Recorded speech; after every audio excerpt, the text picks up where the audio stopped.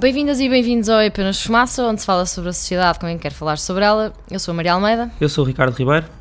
E hoje temos como convidado Fernando Rosas, historiador, fundador do MRPP e do Bloco de Esquerda, ex-deputado à Assembleia da República e ex-candidato à Presidência da República. É professor catedrático jubilado no Departamento de História da Faculdade de Ciências Sociais e Humanas da Universidade Nova de Lisboa e investigador no Instituto de História Contemporânea. É autor de variedíssimos livros, como Salazar e o Poder, a Arte de Saber Durar. Bem-vindo. Boa tarde. Lisboa, Câmara de Deputados, junho de 1854. Rodrigo Menezes enumera os excessos que havia presenciado nas festas de Santo António. As disposições relativas à pirotecnia não são respeitadas, dizia, e o povo diverte-se a assustar com petardos os cavalos dos fidalgos e a travar o passo às carruagens das senhoras. Quando ia prosseguir a sua intervenção sobre a necessidade de introduzir reformas na polícia para civilizar os costumes populares, uma voz interrompeu. Mas não há desordens. Não há desordens, concedia Menezes. Não há porque este país é manso, é quietíssimo, ninguém quer fazer mal algum, e tanto que há um exército muito pequeno, em todo o país há sossego. Assim começa a introdução do livro Portugal à Coronhada, Protesto Popular e Ordem Pública nos séculos XIX e XX, do Diego Palacios Sarrazales. O povo português sempre foi manso e quietíssimo? Não necessariamente. Essas características da mansidão têm muitas vezes a ver com, historicamente, o país ser um país massivamente rural e de uma ruralidade marcada pela pequena propriedade, por uma forte influência da Igreja Católica, um controle muito acentuado dos caciques rurais, dos proprietários. E isso fazia de Portugal uma população aquietada, controlada, com algumas ilhas de agitação social e política, que eram as ilhas urbanas, sobretudo Lisboa, Margem Sul, a cidade do Porto também, onde havia uma maior concentração urbana, onde as relações tradicionais da ruralidade se esvaíam em função de uma nova sociabilidade urbana, onde entrava o sindicato, onde entrava a política, onde entravam os primeiros partidos democráticos ou democratizantes, e, portanto, era um oceano de ruralidade com ilhas no século XIX, fins do século XIX, de radicalismo republicano e depois de radicalismo operário também, sindical, com grande influência desde o princípio dos sindicalistas revolucionários, dos anarco-sindicalistas. O Partido Socialista sempre teve uma influência menor, era um Partido Socialista reformista, que se colou muito aos partidos republicanos, mas com pouca implantação no movimento operário. E, portanto, esse país aparentemente manso explodiu numa revolução popular, radical, no 5 de outubro de 1910, e esse país urbano, radical, republicano, resistiu ferozmente ao advento da ditadura militar, através de sucessivos levantamentos revolucionários entre 1927 e 1931, tentou uma greve geral revolucionária em 1934 contra a fascização, a corporativização dos sindicatos, veio para a rua festejar o fim da Segunda Guerra Mundial, enfim, quer dizer, veio para a rua no fim da guerra com a esperança da democracia, voltou a vir com o terremoto político que foi o general Humberto Delgado, e depois fez o 25 de Abril, fez a Revolução Portuguesa de 64 e 75. Portanto, o país manso.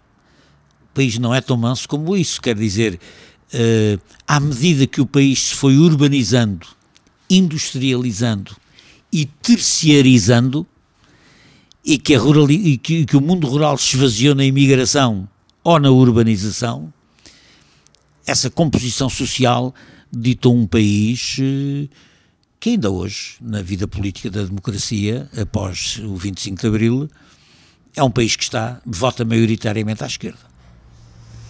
A 2 de junho de 2013, José Pacheco Pereira escreveu num texto no Público, a propósito do lançamento do seu livro, do Fernando Rosas, Salazar e o Poder, a Arte de Saber Durar. Ele disse o seguinte: nesta dicotomia era difícil encontrar uma problemática como esta. Porquê é que o Estado Novo durou tanto? Até porque essa problemática interroga o conhecimento histórico e interroga-nos a todos. Cada um de nós tem de se perguntar porquê é que não caiu mais cedo. E esta é uma pergunta que faz todo sentido sobre a ditadura mais longa da Europa, se excluirmos a União Soviética. Na realidade, nenhum país europeu conheceu uma tão longa permanência de instituições ditatoriais, algumas que antecedem o próprio poder pessoal de Salazar, sem um único dia em que se vivesse diferente. Não aconteceu na Turquia, não aconteceu em Espanha, não aconteceu na Grécia, não aconteceu na Alemanha nazi, na Itália, não aconteceu mesmo nas experiências ditatoriais fora da Europa. E a questão que se coloca aqui é tentar compreender porque é que várias gerações de portugueses, pais, filhos e netos, de alguma maneira viveram tanto tempo sob um regime que a dada altura parecia eterno. Na totalidade, o regime do General Carmona, Salazar e depois Marcelo Caetano durou 48 anos. Porquê é que durou tanto tempo? Bom, essa é a pergunta que eu tento responder com esse meu livro, Portugal, o Salazar e o Poder, a Arte de Saber Durar. Durou porque durou o tempo que durou, em primeiro lugar, porque conseguiu sobreviver à guerra, à Segunda Guerra Mundial. Isso foi fundamental, quer dizer, a neutralidade portuguesa na Segunda Guerra Mundial, que teve altos e baixos, foi uma neutralidade flutuante, de acordo com as conjunturas da guerra, permitiu, todavia, ao ditador apresentar-se no fim da guerra como um país que, no fundo, tinha apoiado discretamente a Inglaterra, quando era preciso, etc. Mas, sobretudo, o facto de ter os Açores como um porta-aviões parado no meio do Atlântico fez com que as potências ocidentais vencedoras da guerra cooptassem o Estado Novo, apesar de ser uma ditadura, e uma ditadura fascisante, o cooptassem como aliado no âmbito da Organização Atlântica, da NATO, no quadro da Guerra Fria, ou seja, no quadro da luta contra o comunismo.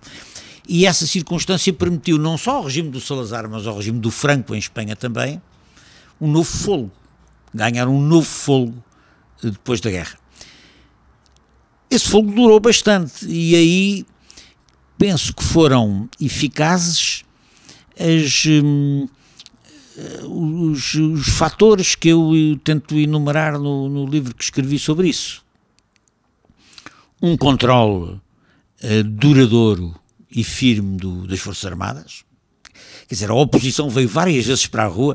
Aliás, eu enunciei na minha resposta anterior os vários episódios de levantamento popular que existiu, mas nunca conseguiu ser suficientemente forte para chamar assim uma parte das Forças Armadas. E, portanto, o salazarismo conseguiu sempre manter uma parte das Forças Armadas na mão, e sem a conquista de uma parte das Forças Armadas para derrubar o regime, ele não caía. E não caiu. Tremeu, mas não caiu. Tremeu várias vezes, mas não caiu, porque houve a percepção política da parte do Salazar que o regime podia tremer na rua, mas que se o exército, sobretudo o exército, tivesse controlado, o regime não caía. E o Salazar construiu o controle político e ideológico do exército desde as reformas de 36, 38. E foi sempre acompanhando por aí fora. E o exército manteve-se fundamentalmente fiel ao Salazar, a nível das hierarquias, até ao fim. Quem faz o 25 de Abril não são os generais e os coronéis, são os capitães e os majores e a oficialidade miliciana que ia para a guerra. Em segundo lugar, pelo papel da Igreja Católica, não é? A Igreja Católica foi a Igreja Católica foi um instrumento de durabilidade do regime muito importante, porque o Salazar, com a Concordata de 1940, fez uma divisão de águas, ou seja, deu privilégios importantes à Igreja Católica, no ensino, na assistência social, no cotidiano, não é? Praticamente é a religião do Estado, não é? Com fortíssimos condicionalismos e perseguições das igrejas minoritárias. A Igreja Católica é oficiosamente a Igreja do Estado, não oficialmente,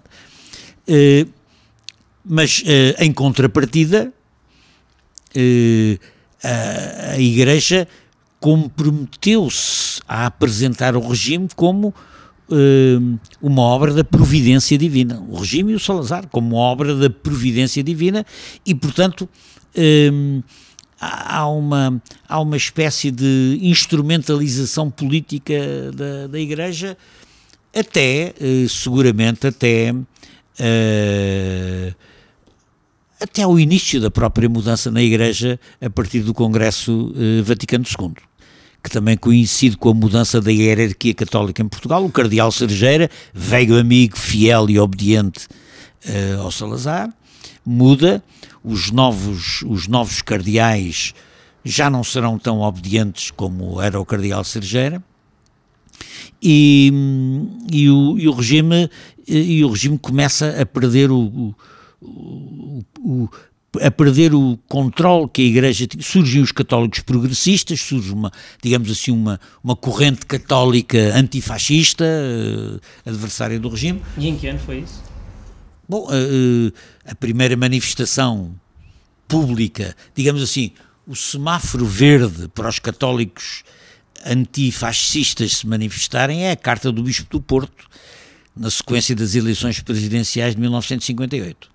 A carta do Bispo do Porto, em que ele denuncia as misérias, denuncia a situação do país, denuncia...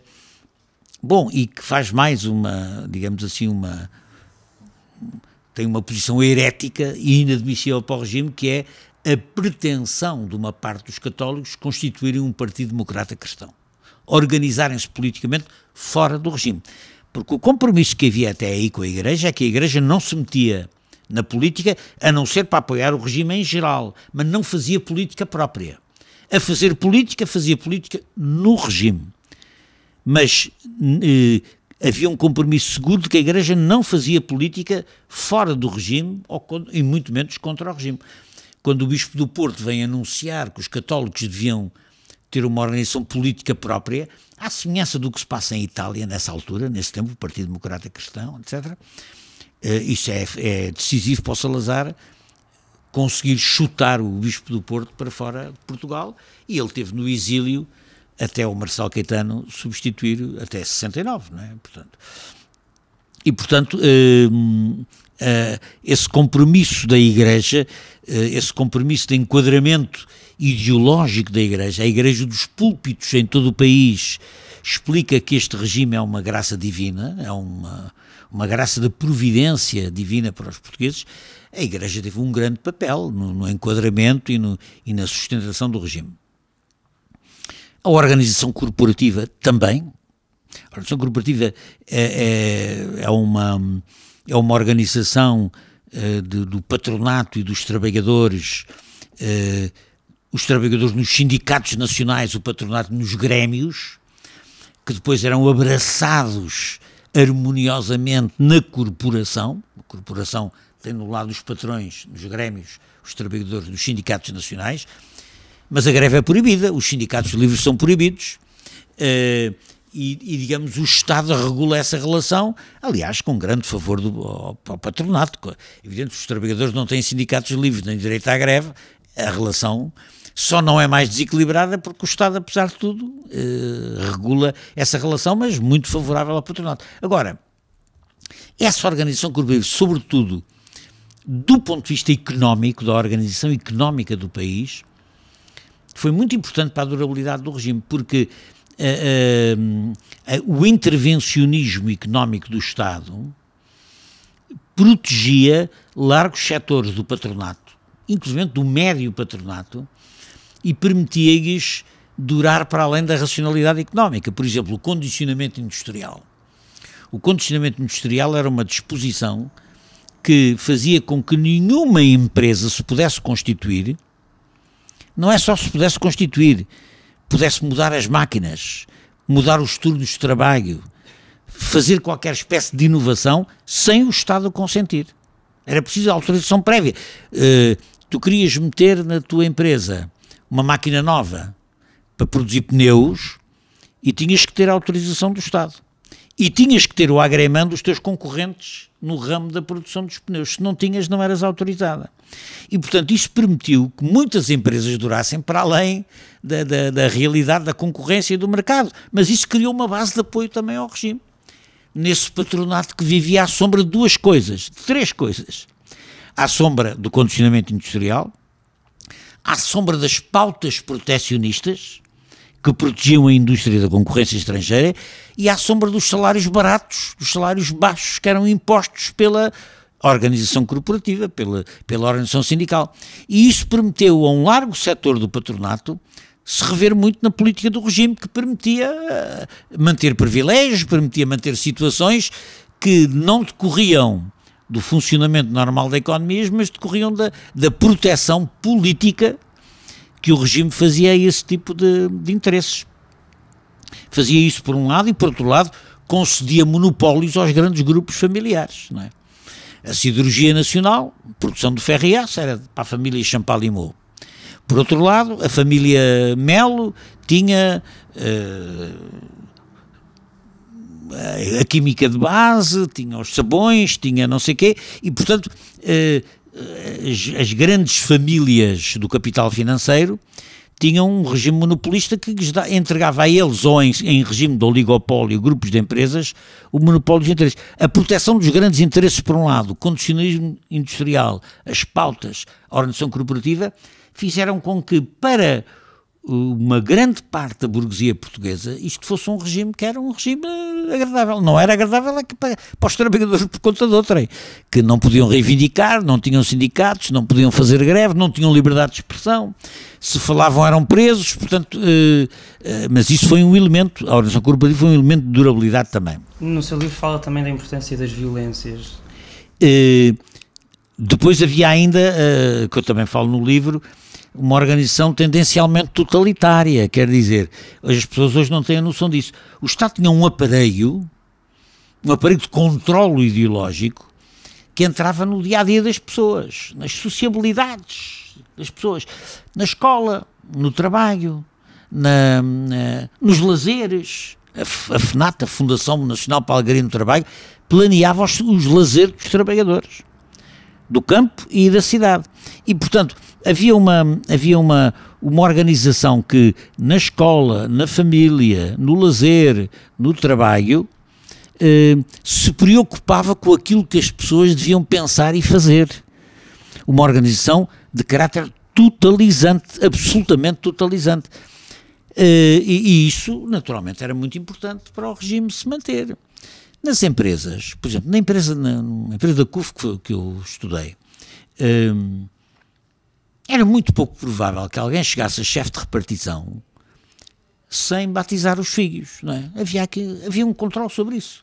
O senhor batizou os filhos ou não batizou? Não batizou. Então, se não batizou, é suspeito, não é? Quer dizer, quando eu entrei para o primeiro ano do liceu, que frequentei durante 7 anos, o Liceu Pedro Nunes, havia uma cadeira que era obrigatória, que era a religião e moral, cadeira de religião e moral, que era dada por um padre, a que nós éramos obrigados a assistir, exceto se o nosso encarregado de educação solicitasse ao Ministro da Educação dispensa das aulas, o que naturalmente individualizava logo como suspeitos os encarregados de educação e os alunos que o pedissem, mas o meu pai pediu.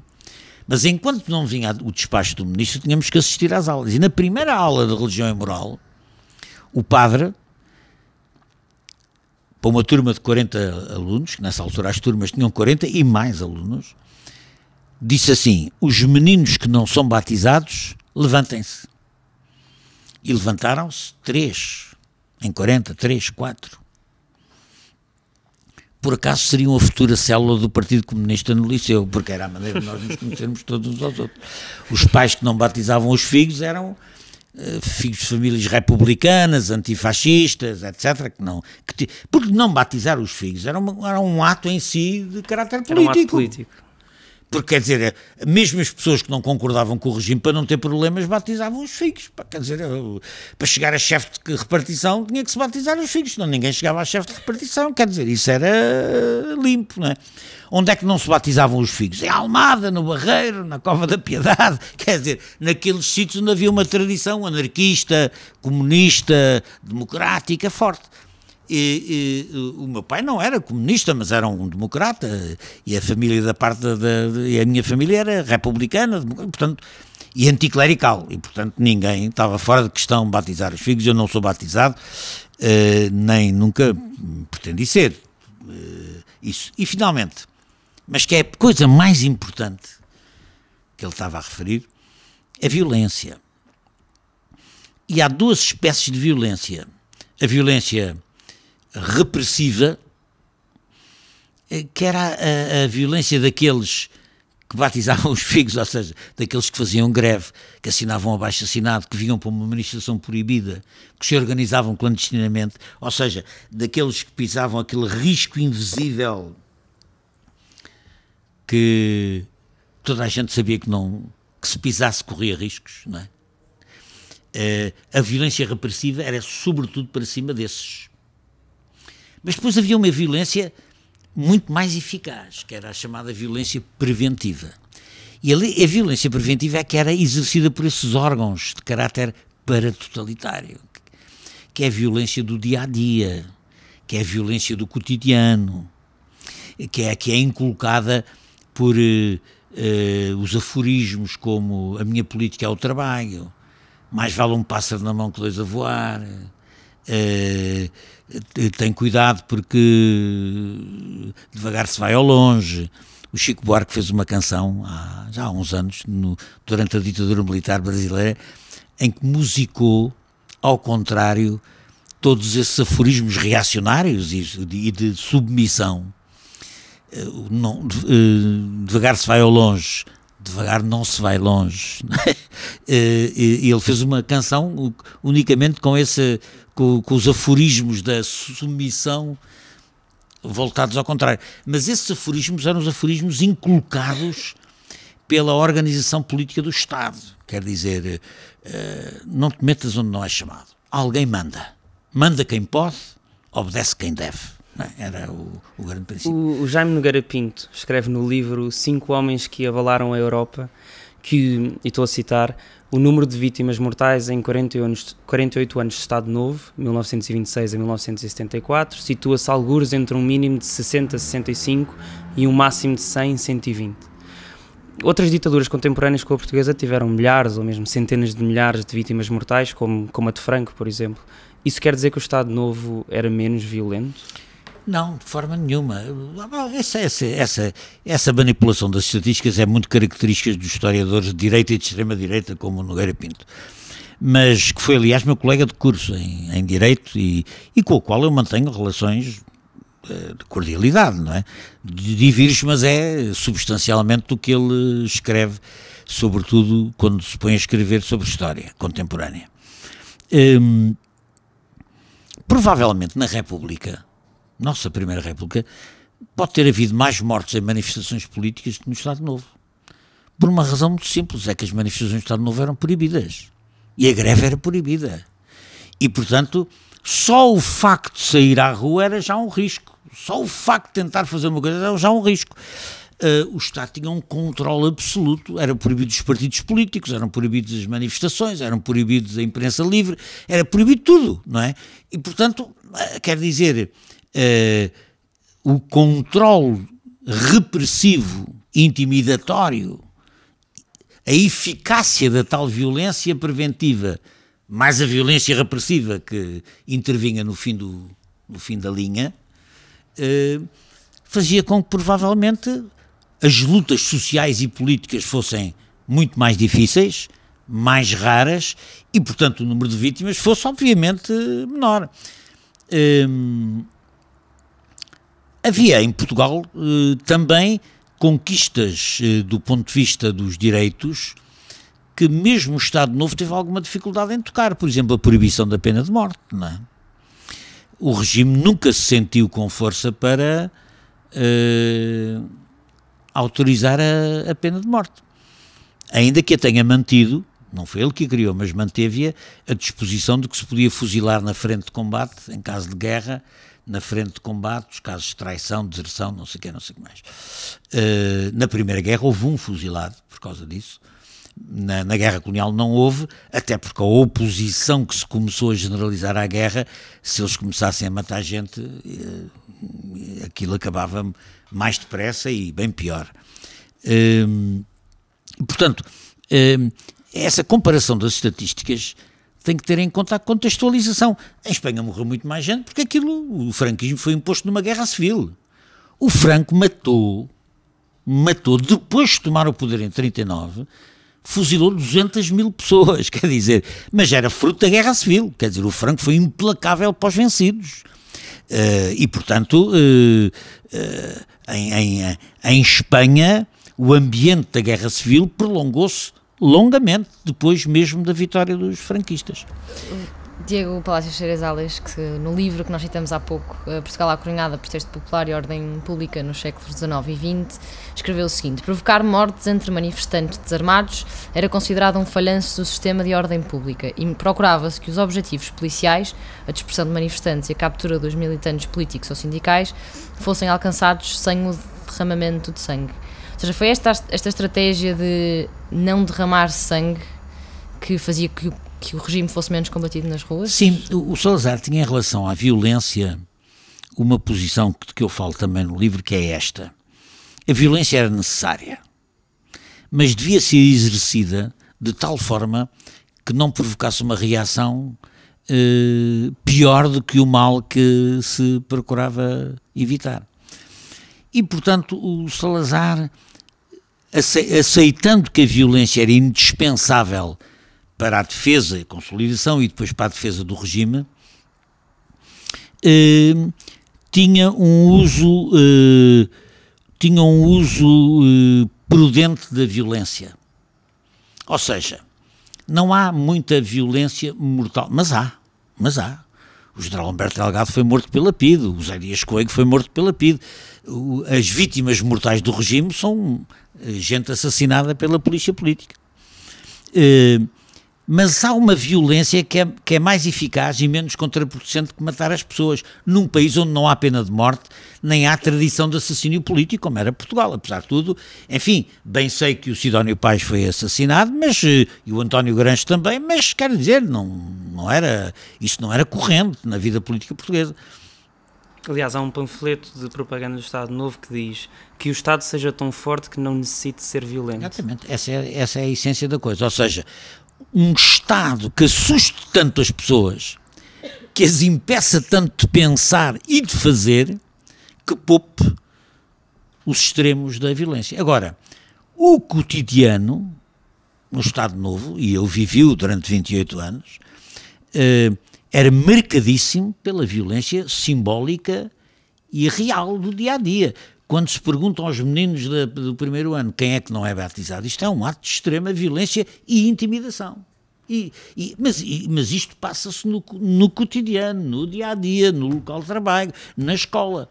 E por isso é que essa violência preventiva, que é uma violência preventiva, invisível, era mais eficaz que a violência repressiva. Agora, um regime que proíbe os partidos, proíbe a liberdade de expressão, proíbe a liberdade de associação, proíbe o debate, pura e simplesmente, é um regime que tem que, para se manter, tem que exercer uma violência preventiva brutal sobre as pessoas para elas terem medo. O medo é uma coisa absolutamente característica da sociedade estado-novista. O medo.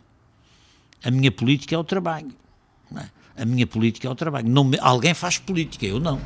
Sim, e esse medo, essa violência que nós estamos aqui a falar, tem ainda hoje marcas em Portugal? Em algumas situações tem. Quer dizer, por exemplo, quando nós vivemos agora este período da Troika e da política antissocial do governo que precedeu este, quando uma pessoa tem em casa uma família para alimentar e está sujeito a uma legislação que permite o patrão despedir o trabalhador quando ele quiser, ainda por cima com uma indemnização baixa, as pessoas pensam 2 vezes antes de levantar a voz, de protestar contra o abuso, de se inscrever no sindicato, muito menos de fazer greve. Portanto, o medo existe.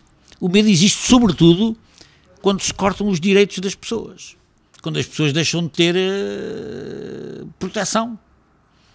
E, portanto, a política da austeridade é uma política mais inteligente que a do ponto de vista do capital, do que a repressão pura.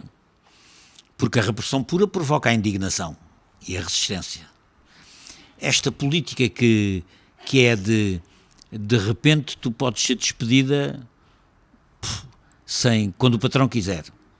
Em vez da indemnização 20, tens a indemnização 5. A tua mulher trabalha na mesma fábrica ou no mesmo setor. Se vai um, a seguir vai o outro, depois como é que as pessoas vivem? Como é que as pessoas comem? Como é que as pessoas mantêm a casa? Não é? A Cristina Andrade, dos Precários Inflexíveis, dizia: não acredito na ideia de quanto pior, melhor. É mais fácil resistir quando se tem comida na mesa e sabemos onde vamos dormir à noite. Mas isso sem dúvida nenhuma. Historicamente, agora estou a dizer do ponto de vista histórico, quer dizer, porque é que a Grande Depressão de 29 não deu origem à Grande Revolução? Porque exatamente o desemprego em massa é muito eficaz do ponto de vista da desmobilização das pessoas. Não é? Porque é que a política de austeridade não deu origem... Porque é que depois da política de austeridade o PSD foi o partido mais votado nas eleições, apesar de haver uma maioria de esquerda, não é? De condenação dessa política? Porque esse tipo de violência invisível, que retira direitos, que aumenta o cerco, que baixa salários, que ameaça, você não quer, mas há lá uma bicha de 1000 que quer a seguir, que vem aí a seguir e que quer o trabalho, ou é assim ou não há, ou seja, o there is no choice, não há escolha, tem que ser assim, é uma coisa absolutamente eficaz do ponto de vista da desmobilização. Ou seja, exige as pessoas, quando têm sindicatos fortes, quando têm salários que vale a pena defender, quando têm situações que abrem perspectivas de melhoria de vida, são mais facilmente mobilizáveis. O Maio de 68 em França não foi feito no meio de uma recessão, foi feito num dos momentos de maior prosperidade em França.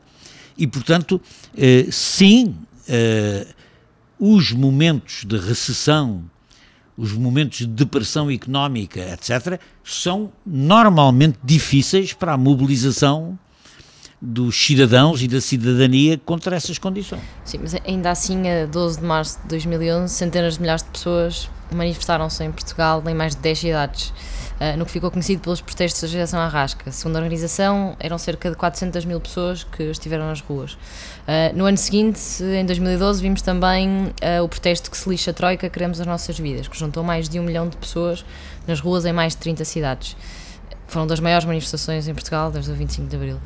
Isto mostra, afinal, que as pessoas saíram à rua. As pessoas protestavam. Agora, é um movimento que vai decrescendo. E vai decrescendo porquê? O movimento de protesto vai decrescendo. Vai decrescendo porquê? Porque não tem a sustentação das lutas nos locais de trabalho. O que se passa é que há centenas, milhares de empresas que vão à falência. O desemprego dispara brutalmente. E à medida que se acentuam essas características, os sindicatos deixam de ter capacidade de mobilização. Primeiro porque os trabalhadores estão desempregados, estão despedidos.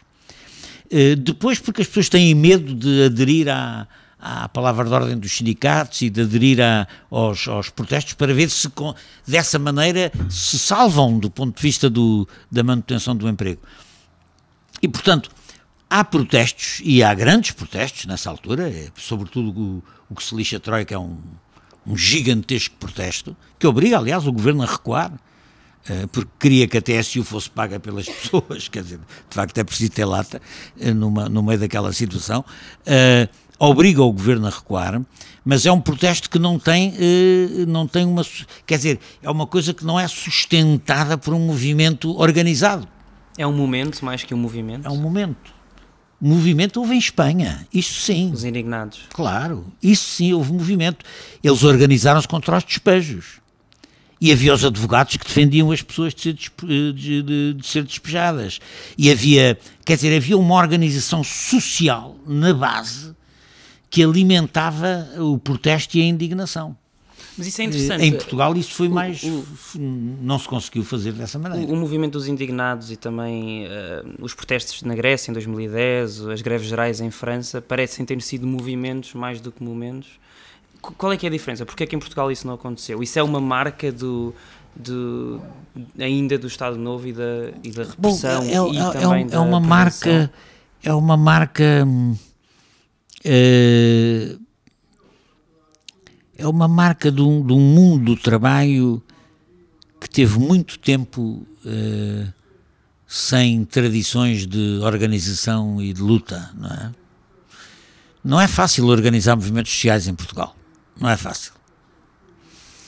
Porque as pessoas resistem, porque é difícil mantê-los, não é? Alguns mantêm-se, quer dizer, não é impossível, tanto que há os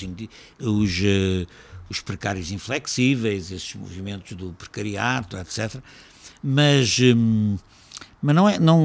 isso não é fácil manter duradouramente movimentos sociais. Houve várias tentativas, mas isso não é muito fácil. Provavelmente porque não há grandes tradições de organização social em Portugal. Não há, essa tradição não é forte, ao contrário do que se passa noutros países, não é? Essa tradição não é forte.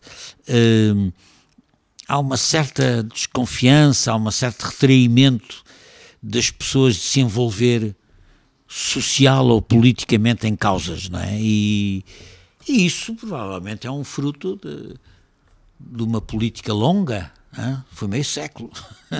Foi meio século de não te metas nisso, que é melhor, não é?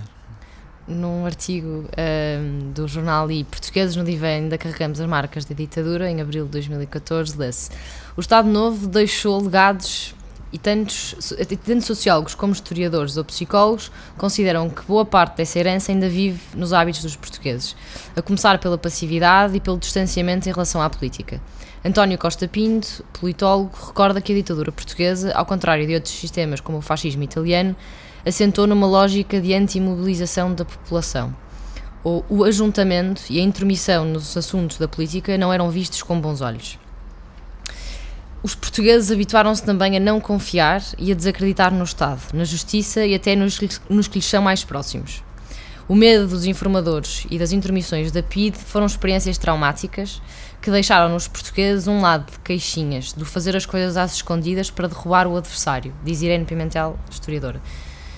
São estas as marcas que o Estado Novo deixou? Sim, ou que tipo de marcas essa coisa que diz o Costa Pinto, de que o fascismo italiano foi mobilizador e o salazarismo foi desmobilizador, eu acho que isso é uma treta, não é? Os fascismos foram mobilizadores pontualmente, o salazarismo também, o fascismo português também foi. Quando em agosto de 1963 o Salazar convoca uma mega manifestação para legitimar a guerra colonial, ele pôs no Terreiro de Paço 100 mil pessoas, não é? Vieram de todo o país. Era uma mobilização em favor do regime. A mobilização era pontual, não há uma mobilização do cotidiano da cidadania. São mobilizações ratificatórias. O Duce resolve atacar a Etiópia e faz uma grande manifestação. O Hitler visita Roma e faz uma grande manifestação. São manifestações pontuais e ratificatórias. O fascismo italiano e o nacionalsocialismo não são partidos de mobilização e organização de massa, são partidos em que movimentam as massas, etc. São partidos que recorrem à rua com frequência, mas de uma forma não participativa, são mobilizações ratificatórias. O salazarismo também fez mobilizações ratificatórias, ainda que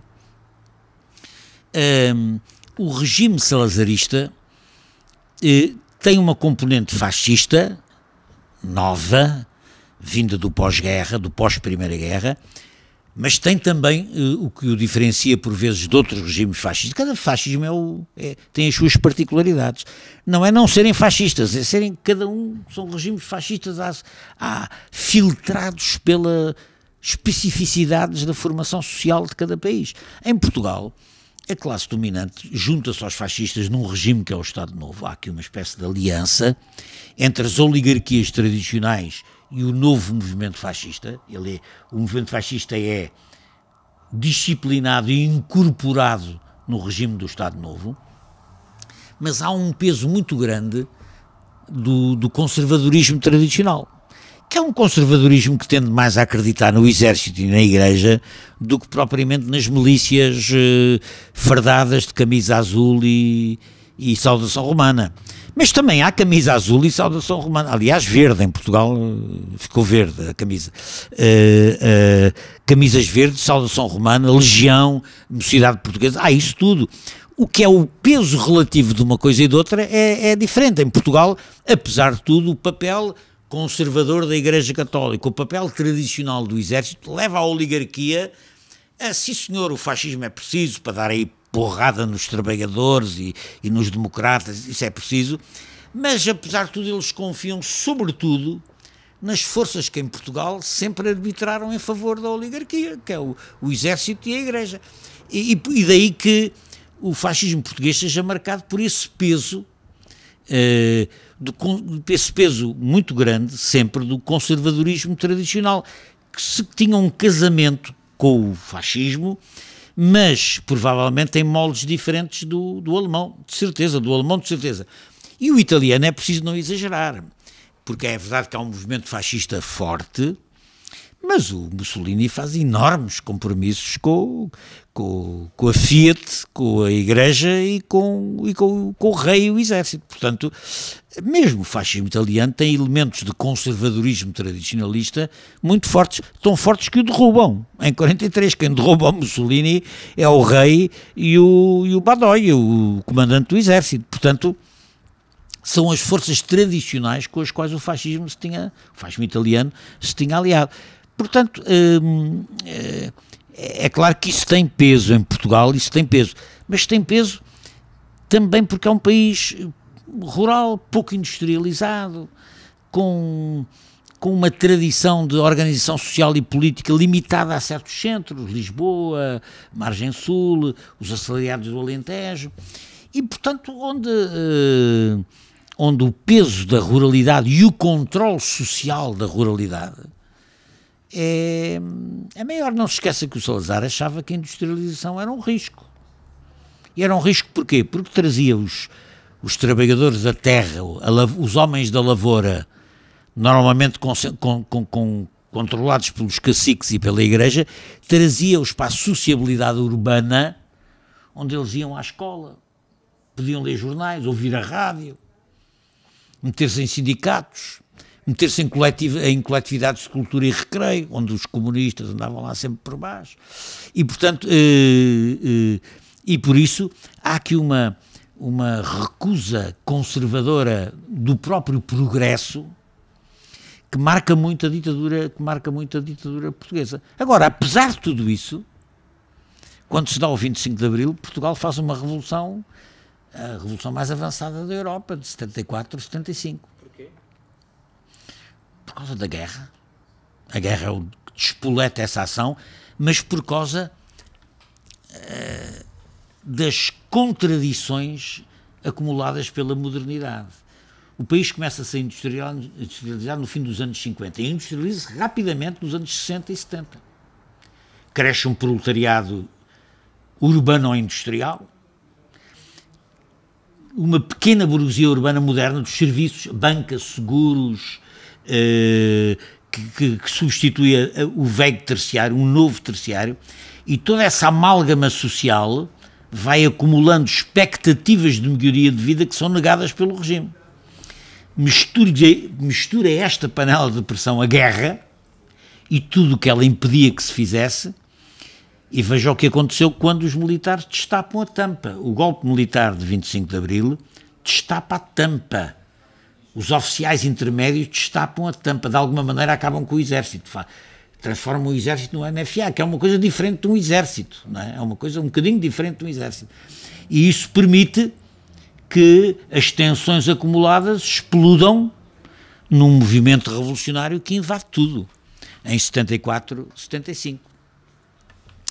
Mas quando a revolução é contida, em novembro de 75, o recuo é muito grande, porque então, quer dizer, vê-se que há uma revolução com fatores conjunturais muito fortes, mas vem ao de cima toda aquela ganga profunda do país rural, do medo, da desmobilização, do refluxo. Isso vem muito ao de cima.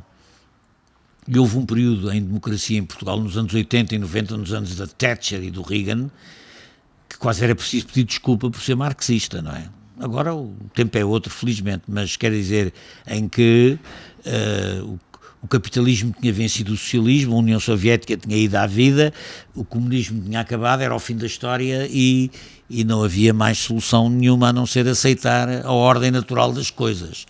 Isso passou, sobretudo depois da Grande Depressão, da Segunda Grande Depressão de 2008, 2009, isso passou, a correlação de forças mudou também, mas os refluxos, as derrotas num país como este são profunda e duradouramente sentidas. Este foi mais um episódio do É Apenas Fumaça, onde se fala sobre a sociedade com quem quer falar sobre ela. Obrigado, Fernando Rosa, historiador, professor catedrático jubilado na FCSH e investigador no Instituto de História Contemporânea. O É Apenas Fumaça é produzido por Bernardo Afonso, Frederico Raposo, Maria Almeida, Pedro Zuzarte, Pedro Santos, Sofia Rocha, Tomás Pereira e por mim, Ricardo Ribeiro. A música é dos Lotus Fever. Ouçam mais episódios em apenasfumaca.pt ou no iTunes, SoundCloud, YouTube, Comunidade Cultura e Arte, RUM, Rádio Universitária do Minho e também noutras aplicações de podcasts. Até já.